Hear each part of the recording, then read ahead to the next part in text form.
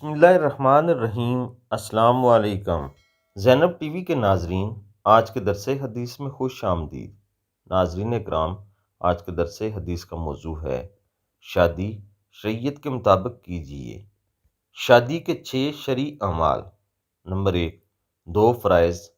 فرائض میں آگے ہیں: نمبر 1، ایجاب و قبول۔ نمبر 2، 2 گواہان۔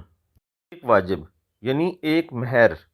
3 سنتیں: نمبر 1، خطبہ نکاح۔ نمبر 2، تقسیم چوارہ۔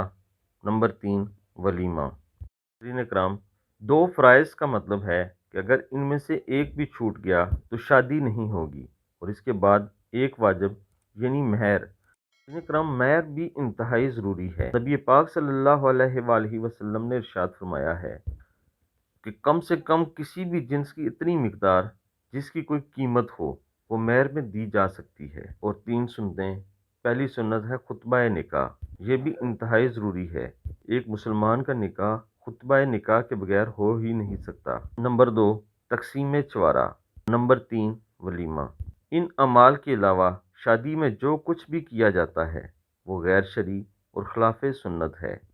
دوستوں، رشتہ داروں کو خوش کرنے کے لیے اپنا پیسہ غارت نہ کریں اور اللہ کو ناراض نہ کریں۔ اللہ تعالیٰ سے دعا ہے اللہ تعالیٰ ہم سب کو عمل کی توفیق عطا فرمائے۔